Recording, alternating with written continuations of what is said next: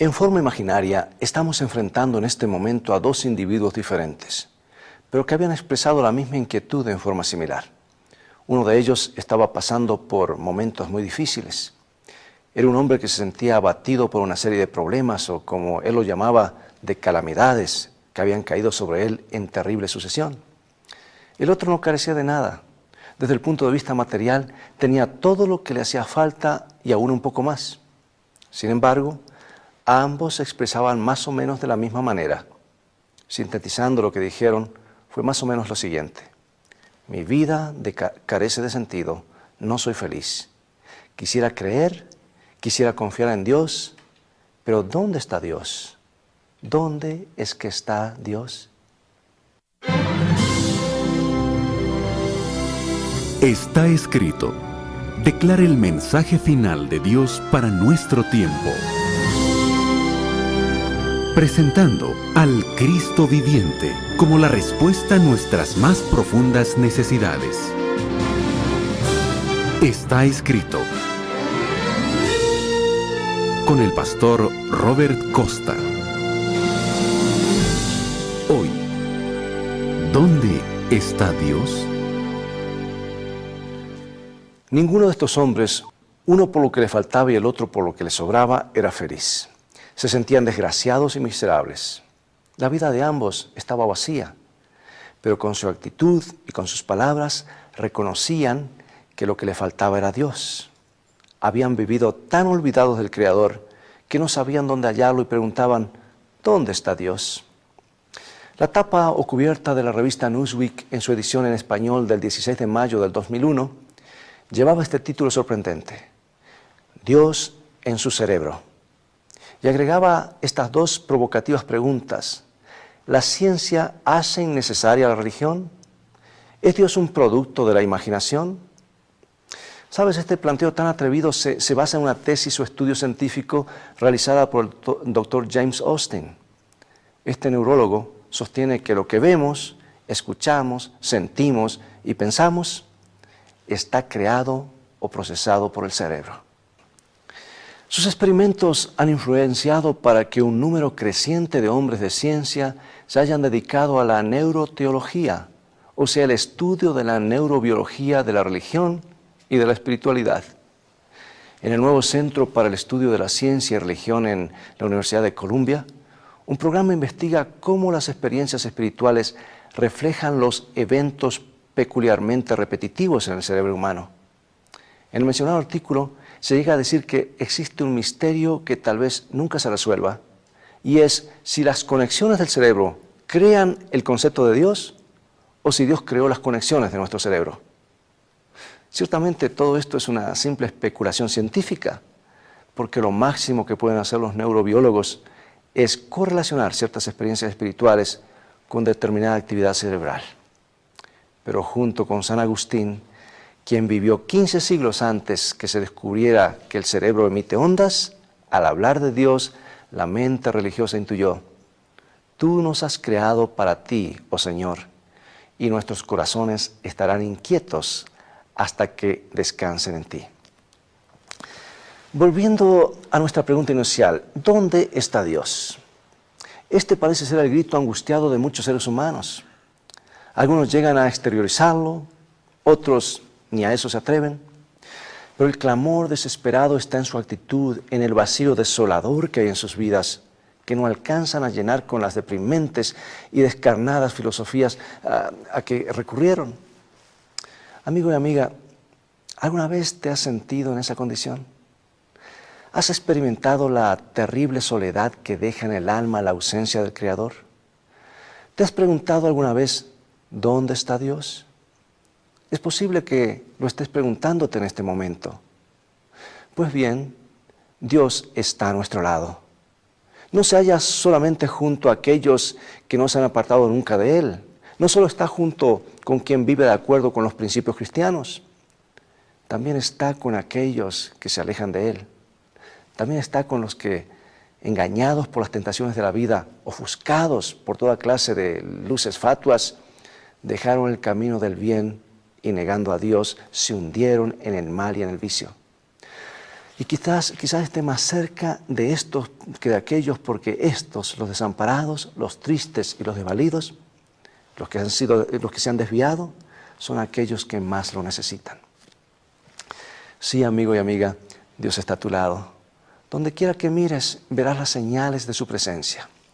Su amor y sabiduría se manifiestan en el aire que nos rodea y que respiramos. Si la composición química de ese aire se alterara en lo más mínimo, la vida y con ella nosotros desapareceríamos inmediatamente del planeta. Pero la fórmula del aire no la calculó ningún ser humano, la creó y la estableció Dios. El Creador también manifiesta su poder en el río que baja de las laderas de las montañas y que llega al mar para fundirse con él.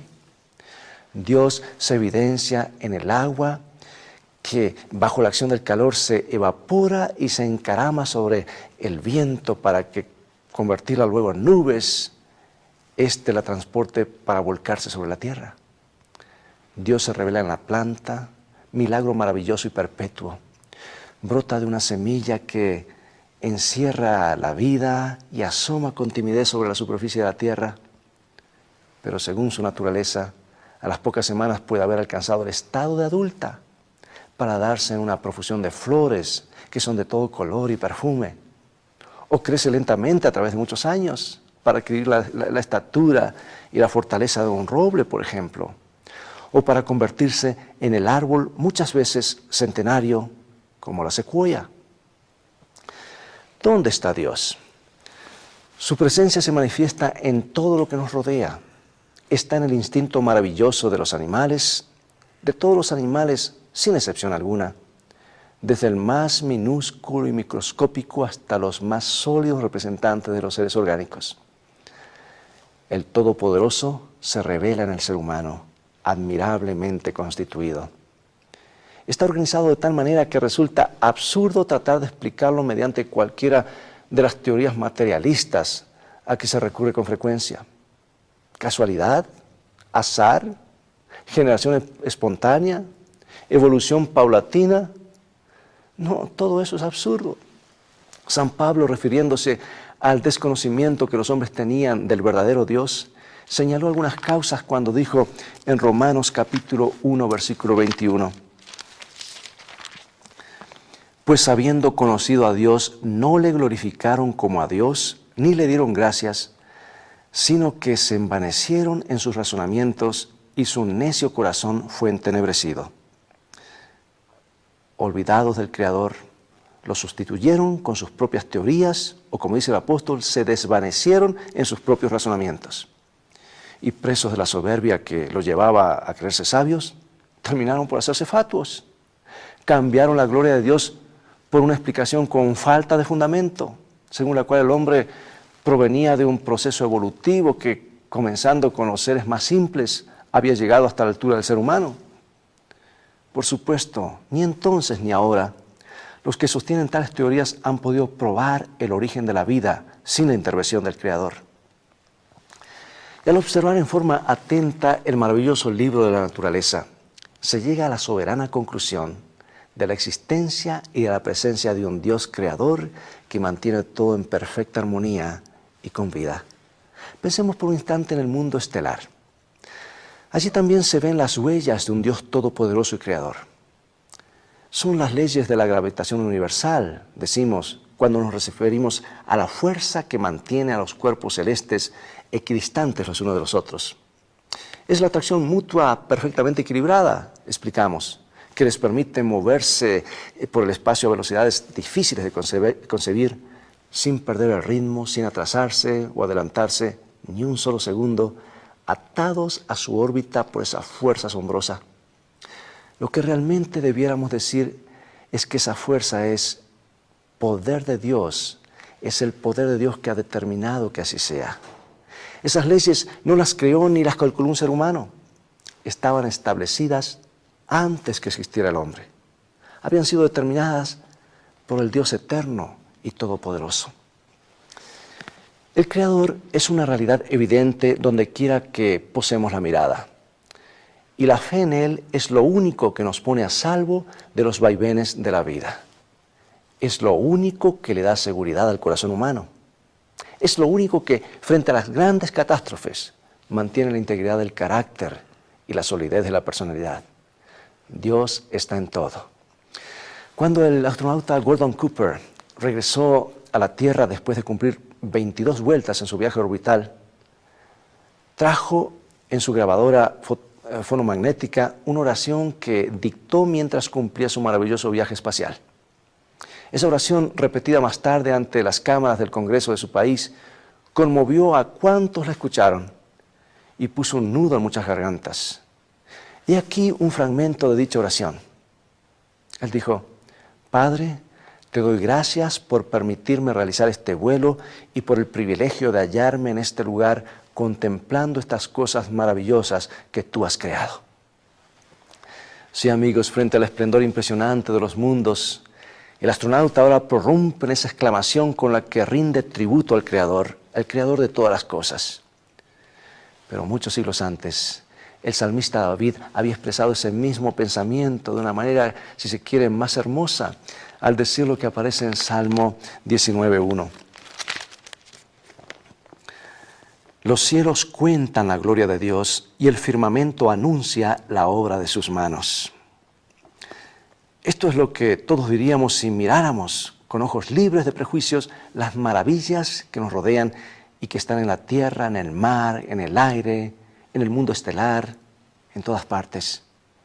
Haríamos nuestras esas palabras frente a la vida intensa, plena, incesante y victoriosa que palpita en todo lo creado, desde el átomo diminuto hasta la más compleja criatura. Sin embargo, ¿cuántas veces nuestros ojos, cargados de vanidad y pretensiones de ciencia, se vuelven en busca de teorías de hechura humana mientras pasan por alto al Creador supremo, majestuoso y eterno, que todo lo hizo y que todo lo sostiene? Pregunto, ¿qué tratado de presunta ciencia, por más que multiplique las palabras y agudice los razonamientos, podrá mantenerse en pie frente a la verdad absoluta e indestructible de las primeras palabras del Génesis que dicen: en el principio creó Dios los cielos y la tierra? Con razón decía Nervo, la naturaleza misma proclama a Dios en sus múltiples expresiones. La procreación, la germinación o vegetación, la existencia de los seres en el ente humano racional, el instinto de la criatura irracional. Y si Dios ha creado al hombre y hasta ahora ningún sabio, ningún químico, ningún laboratorio ha podido desmentir esta verdad, si Dios, repetimos, ha creado al hombre integral con todos sus atributos, entre ellos la inteligencia, fuente de la ciencia, esta proviene pues del Creador y es obra suya. Y aún para nuestra ciencia rancia y caduca es evidente que ella, la ciencia, no podría negar a aquel de quien procede. ¡Qué palabras tan impactantes! Ahora, los hombres de ciencia no están en contra de Dios, no lo niegan. Permítasenos citar siquiera algunos de ellos. Aquí están las palabras de Isaac Newton. Él dijo: puedo tomar el telescopio y penetrar millones y millones de millas en el espacio, pero puedo dejarlo e ir a mi cuarto, cerrar la puerta, arrodillarme en oración ferviente y divisar así más del cielo y acercarme más a Dios que cuánto lograría con todos los telescopios e instrumentos materiales de esta tierra. Otro astrónomo, William Herschel, uno de los más grandes astrónomos nacido en Alemania, afirmó: todos los descubrimientos humanos parecen haber sido hechos solamente con el propósito de confirmar cada vez más las verdades contenidas en las Sagradas Escrituras. Y el gran biólogo y químico francés Louis Pasteur dijo, entre otras cosas, las siguientes palabras: algún día la posteridad se reirá de la moderna filosofía materialista. Cuanto más estudio la naturaleza, tanto más me asombro de las obras del Creador. Oro mientras trabajo en mi laboratorio. ¿Sabes? Podríamos multiplicar lo que los sabios dicen, pero limitémonos a uno más. Basta con mencionar su nombre para que todo el mundo sepa que es un auténtico hombre de ciencia. Nos referimos a Wernher von Braun, considerado el padre de la astronáutica, el conquistador del espacio. Se trata del gran sabio alemán, verdaderamente es una eminencia que tan positivamente intervino en la conquista de la Luna y en otros proyectos de alto valor científico.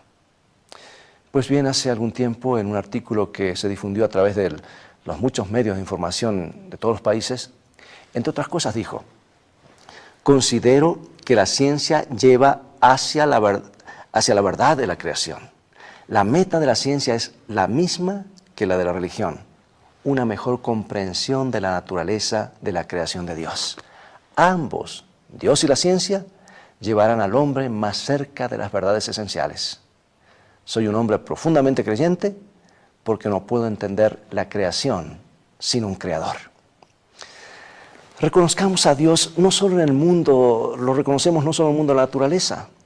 Por un instante, contemplemos a aquel que hace 20 siglos nació como un bebé en un establo de un pueblecito sencillo de Belén, pero que existía antes que la luna y las estrellas fueran puestas en sus órbitas.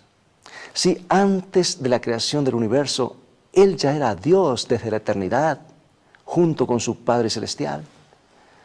Cuando el ángel anunció a la Virgen María que ella tendría un hijo concebido por el Espíritu Santo, el Evangelio en San Mateo capítulo 1, versículos 22 y 23 dice lo siguiente: todo esto aconteció para que se cumpliese lo dicho por el Señor por medio del profeta, cuando dijo: he aquí una virgen concebirá y dará a luz un hijo, y llamará su nombre Emmanuel, que traducido es Dios con nosotros.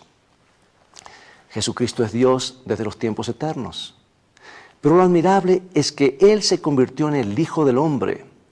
Vino a esta tierra con nuestra naturaleza humana para que por medio de Él nosotros podamos conocer la naturaleza amante del Dios infinito que mora en la altura y la santidad.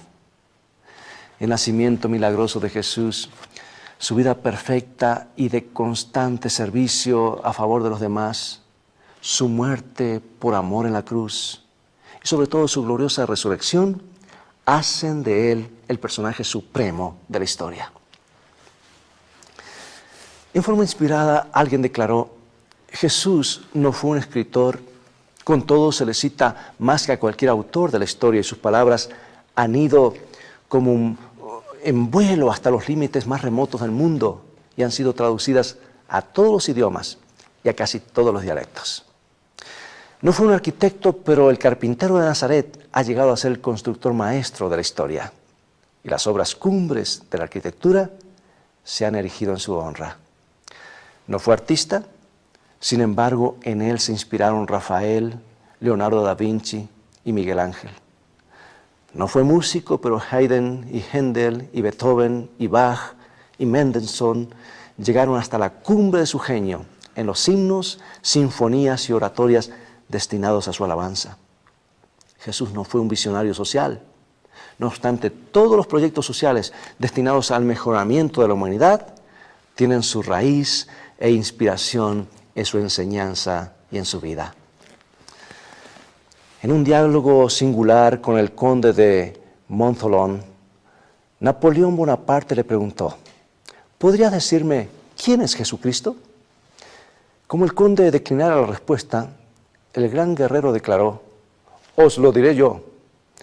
Alejandro, César, Carlomagno y yo mismo hemos fundado imperios basados en la fuerza. Jesús ha fundado su imperio sobre el amor y hasta hoy habría millones de personas que darían la vida por él. El concepto o descripción bíblica más perfecta de Dios se encuentra en 1 de Juan capítulo 4, versículo 8, un versículo muy corto, pero que encapsula toda la palabra de Dios, toda la Biblia, el carácter de Dios. Aquí podemos leer estas palabras, 1 San Juan 4, 8.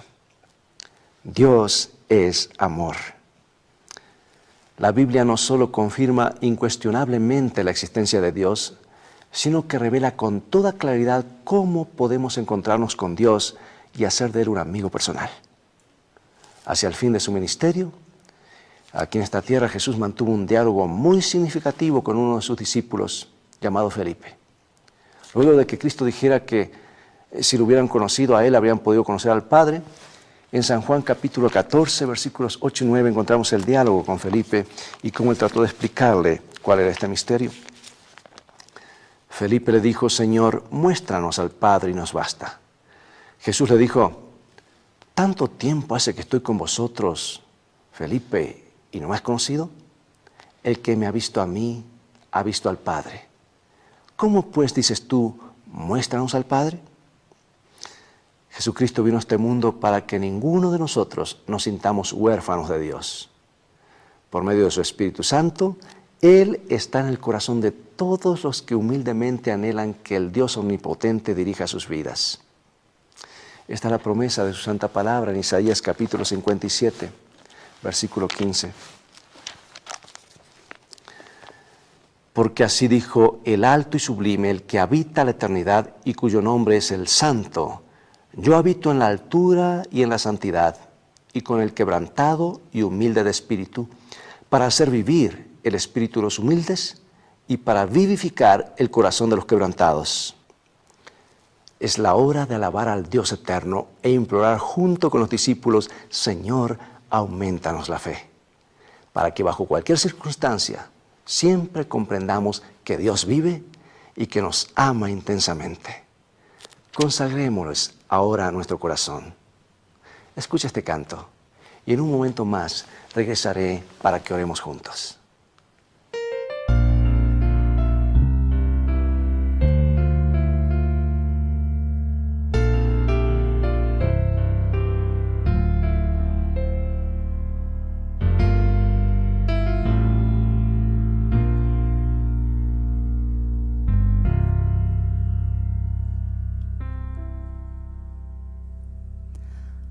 Cuánto anhelo ver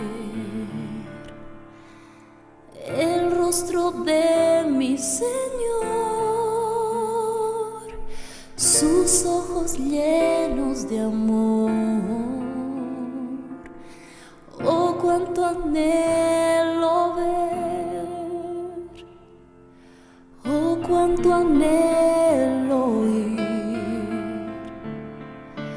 tu dulce voz, mi Señor, que quita mi temor. Oh, cuánto anhelo oír y en tu regazo descansar, todo mi mal dejar y en tus heridas encontrar sublime eternidad y en tu regazo descansar, todo mi mal dejar y en tus heridas encontrar sublime eternidad. Quiero sentir, Señor, tus manos alrededor de mi dolido corazón. Quiero sentir, Señor, quiero vivir, Señor, y contemplar tu esplendor, tu gloria y humildad.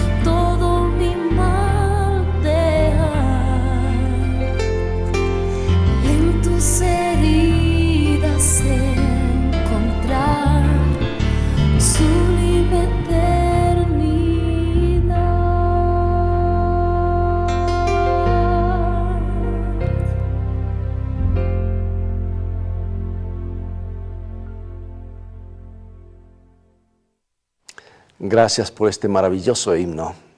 Oremos. Oh Dios Todopoderoso y amante, te agradecemos porque en el vasto mundo de la naturaleza está estampada tu sabiduría y tu presencia. Con gozo y humildad, hoy reconocemos que tú eres nuestro Creador. Pero especialmente te agradecemos porque enviaste a esta tierra a tu Hijo unigénito, para que Él nos mostrase tu inmenso amor por nosotros. Te abrimos nuestro corazón y te rogamos que lo llenes de tu presencia divina. Danos una fe inquebrantable en ti y en tu providencia, porque te lo rogamos en el nombre de Jesús. Amén. Si deseas continuar estudiando más del gran amor de Dios y el plan que Él tiene para cada uno de sus hijos, hoy tenemos el privilegio de ofrecerte gratis, en un mini disco, las lecciones del nuevo curso bíblico Está Escrito.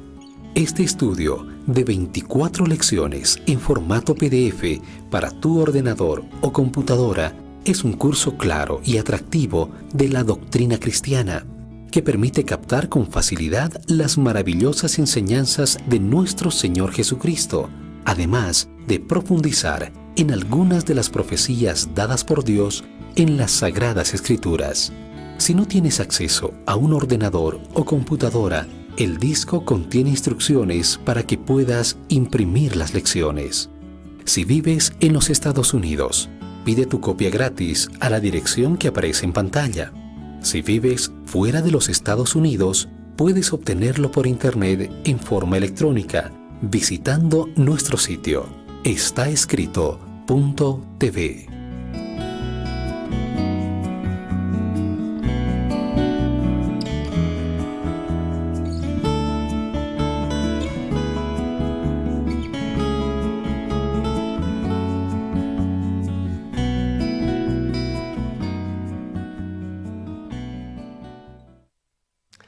Bien, es todo el tiempo que tenemos por hoy.